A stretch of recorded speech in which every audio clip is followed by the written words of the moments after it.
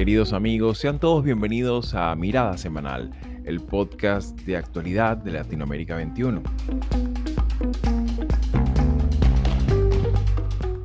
Como todos los domingos, analizaremos las principales noticias de la semana con el respaldo intelectual de Marisabel Puertarriera y Manuel Alcántara Sáez.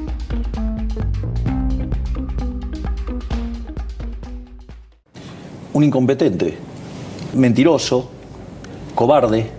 Digamos, hoy es el hazmerreír de Europa en materia diplomática. He visto a Milei en una tele y yo dije, según le estaba oyendo, ¿os acordáis cuando salió, no sé en qué estado y previa a la ingesta o después de la ingesta de qué sustancias, pero salió a decir aquello que dijo a los pocos días antes de y yo dije, es imposible que gane las elecciones, es imposible que un tipo hoy acabó su fosa.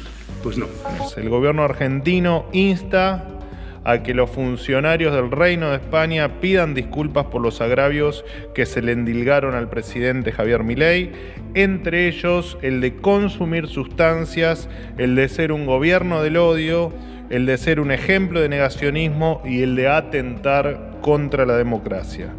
En los últimos días, la relación diplomática entre Argentina y España se ha visto severamente afectada por un intercambio de insultos y agravios entre el presidente argentino, Javier Milei, y su contraparte español, Pedro Sánchez. Declaraciones que, además de apelar al identitarismo ideológico, de alguna manera representa esa precarización que ha tenido la comunicación diplomática contemporánea. Ante esta evitable escalada de hostilidades discursivas a ambos lados del Atlántico, nos preguntamos ¿qué motivaciones políticas hay detrás de estas declaraciones?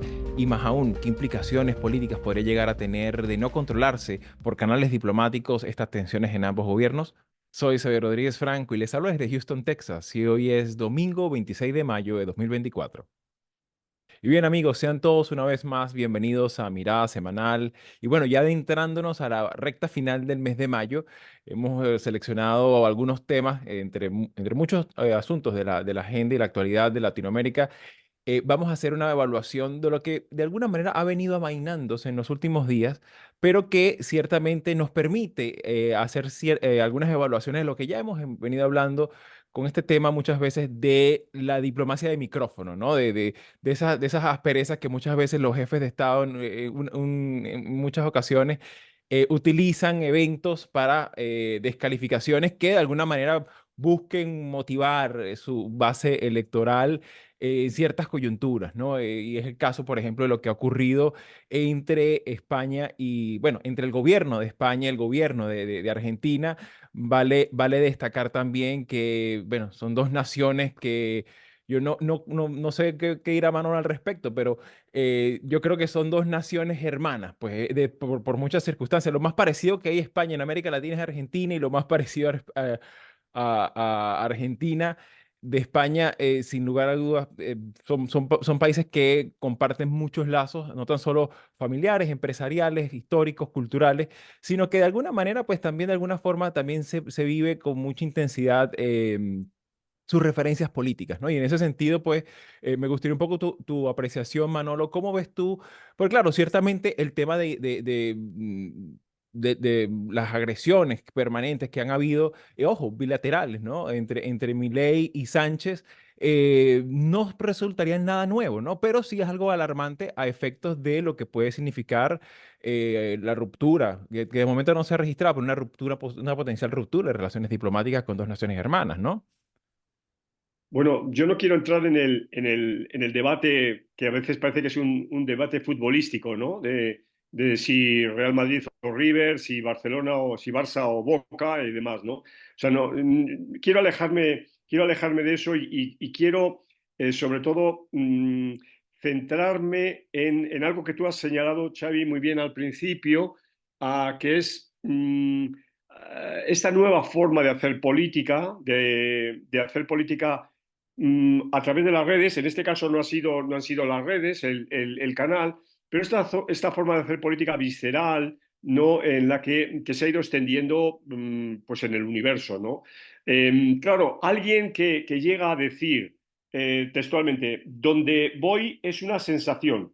De hecho, soy, digamos, el político más popular del mundo, ¿no? Claro, eso me lleva a mí a otra cuestión, y es evaluar la calidad de la clase política que tenemos, ¿no? Que tenemos en general, ¿no? Donde los políticos de calidad son la excepción, donde los políticos que actúan como ejemplos con la ética de la responsabilidad unida a la ética de la convicción, como personas que por consiguiente ejercen un liderazgo responsable y a la vez, pues son, repito la palabra, son ejemplos, ¿no? Para la ciudadanía de comportamiento, pues esto es donde lo que yo he hecho en falta, ¿no? Y estamos ahora pasando un momento especialmente delicado, que evidentemente se acrecienta más por el impacto de la comunicación, de la velocidad, de las redes y demás, de que este tipo de noticias, como decimos siempre, con esta palabra, ¿no?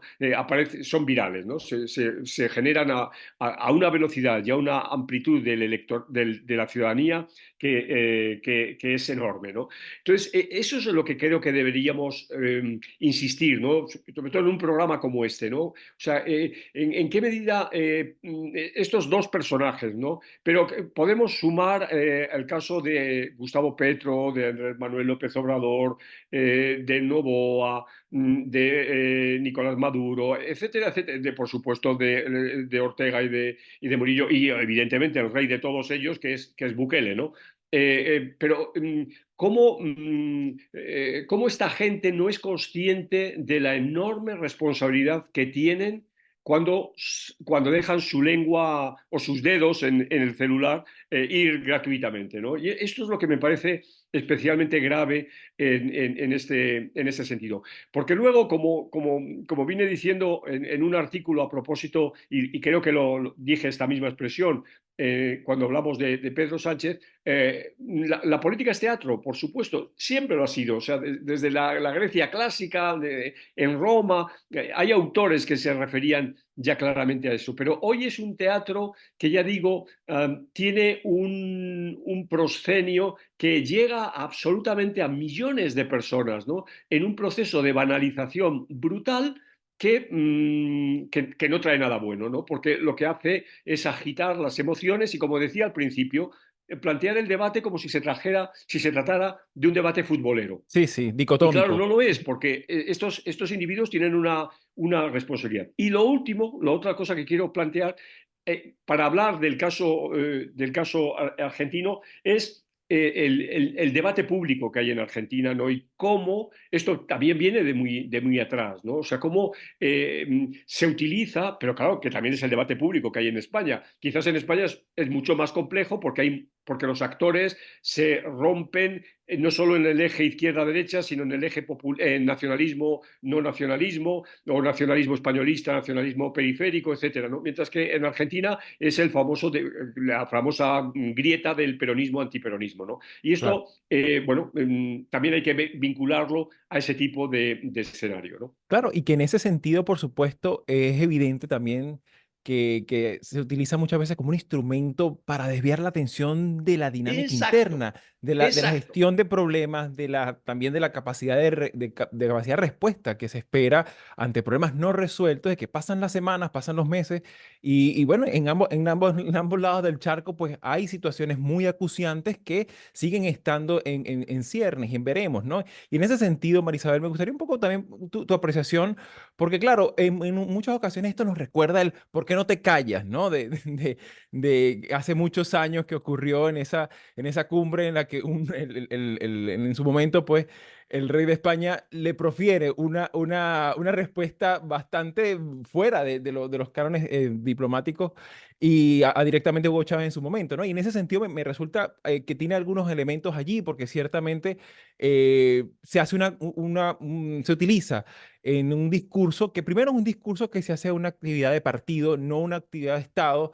De alguna manera, pues el hecho mismo ya de Milei bypassear una recepción de Estado y de ir directamente a un evento de partido ya es un mensaje en sí mismo, ¿no? Sin embargo, pues también este tema de los insultos y buscar la forma de que el electorado, por lo menos en España, cierre filas alrededor de Sánchez, que lo vimos hace pocas semanas en este programa.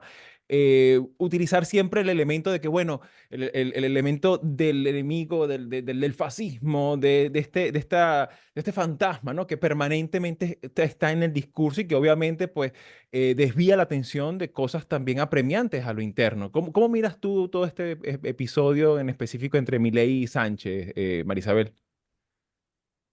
Bueno, yo coincido con Manolo en que esto es una consecuencia, por una parte, la política, digamos, nuestra referencia inmediata que es Latinoamérica, pero que eso no exime también a estas eh, expresiones en Europa de una enorme mediocridad en el liderazgo político. Y digo esto en términos muy amplios y muy generales, porque aquí en Estados Unidos lo vemos a diario y si ponemos la lupa quizás vamos a encontrar muchas más referencias. Entonces, en principio lo que hay es una tremenda ausencia, hay un vacío de líderes políticos que uno pueda decir que tienen cualidades personales eh, dignas de seguir, ¿no? Estamos inmersos en una realidad política de hombres y mujeres que hacen de su carencia de cualidades personales las resaltan, las destacan como algo favorable y eso se hace mucho más pronunciado en las redes sociales porque lo permite el medio. Y como Manolo destacaba, esto no ocurrió en la batalla de las guerras, en la batalla de las redes sociales como lo hemos visto con Petro, pero no deja de ser un elemento de discusión en plataformas como X, estos dimes y diretes entre no solamente Milei y Sánchez, ¿no? Y quizás no son ellos directamente, pero sus seguidores. Entonces eso es lo que lo hace más provocador, porque se convierte en un debate banal, es la banalización del debate político. Y por supuesto que eso lesiona de alguna manera la democracia. Pero yo quisiera más bien referirme al hecho de que esto es una consecuencia de primero estar eh, participando en un debate partidista de las democracias de países amigos. Yo no quiero acusar a Sánchez de haberlo comenzado, porque entonces tendríamos que ir atrás también. Exacto. Pero el asunto es que un presidente de gobierno, un jefe de Estado, tiene que mantenerse al margen de los debates ideológicos, porque el problema de Milei es que él ataca a Sánchez y lo ataca por ser comunista, marxista, etc. Pero es que eso también pasa del otro lado, como lo decías, Xavi, hay que evitarlo. Los presidentes, los jefes de Estado, los jefes de gobierno son los líderes de la diplomacia de sus países. Eso no se le deja al embajador. El presidente, el jefe de gobierno, el jefe de Estado es el primero porque es, se supone, el policy maker, el que dicta las líneas en el caso de la política exterior y de la agenda exterior. Entonces, no podemos dejar por fuera del juego diplomático a quienes son la representación del Estado Claro. y del gobierno. Y ahí es donde yo veo que está la falla en ambos lados. Claro, claro. Y ha pasado con Petro también.